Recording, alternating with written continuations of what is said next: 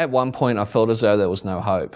You know, when you're locked up at 18 and you're in a maximum security jail, waking up and falling asleep in a cell every day, you just sort of lose hope a bit, really. I've lost 12 years of my life, but in the process I have managed to rebuild with lots of help from other people, and you know, it's really not too late, it never is.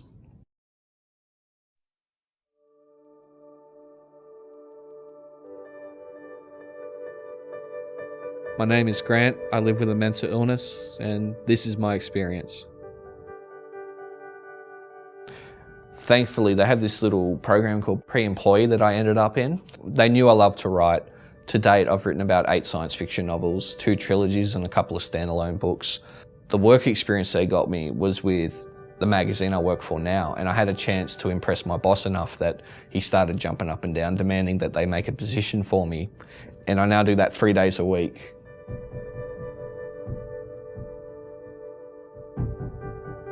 Well, the earliest symptoms, I used to go off my head in the early days. It was the main sort of thing that got me into trouble, and I think it was the first real sign that there was something not quite right.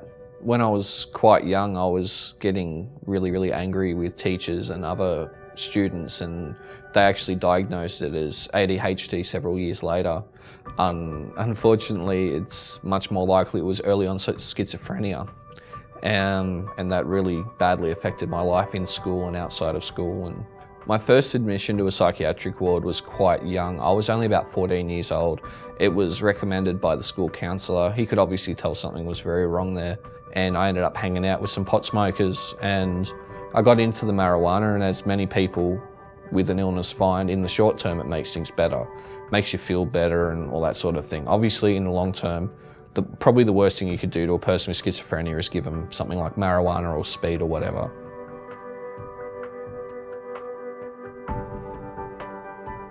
The biggest mistake in my life happened when I was 18. I was quite severely psychotic at the time, and I ended up in a maximum security jail. Considering the police treated me pretty good, they did hit me with capsicum spray, but that's because I was getting aggressive with them. I was very paranoid and very psychotically ill at the time, and hearing voices and seeing things and believing really strange stuff. I'm just glad they didn't shoot me. I ended up becoming a forensic patient. Technically it's known as being found not guilty by reason of mental illness. What it really means is they have proof that you did the crime all day. They know it for a fact. It's basically you're guilty of that, but you're found not guilty because you're found unaccountable for your actions.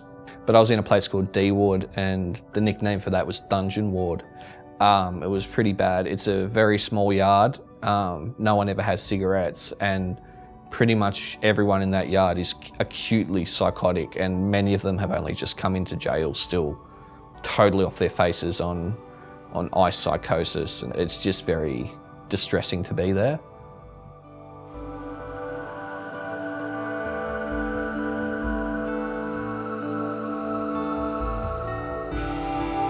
One of the big problems with being a forensic patient is if they want to, they can pretty much hold you in institutions such as medium security wards or even maximum security jails pretty much indefinitely.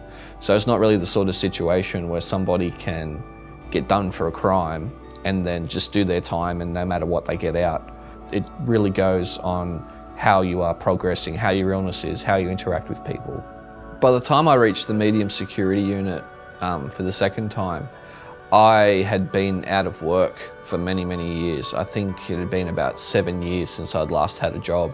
So I obviously couldn't just go straight back into the field or anything like that. I'd only just recovered from a severe psychotic illness on clozapine like a year before that. Like with most patients in the medium security ward, they encourage us to do programs.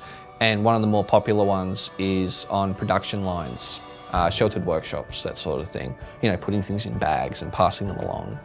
And, you know, so I'd go there several days a week and absolutely hated it. I can see the benefits of it and I can see the point of it, but it still doesn't make it all that much fun in the meantime. A friend recently asked me what would I see as success with my writing, and I said if I could sustain myself with my writing, you know, I'd consider myself a success, and then I sort of realized, hold on, I am doing that. So that's really great. I'm sort of sitting here in head office in a collared shirt instead of tracksuit pants, and I'm just thinking I'm doing what I want to do, and with people that like respect and value me, and it's great.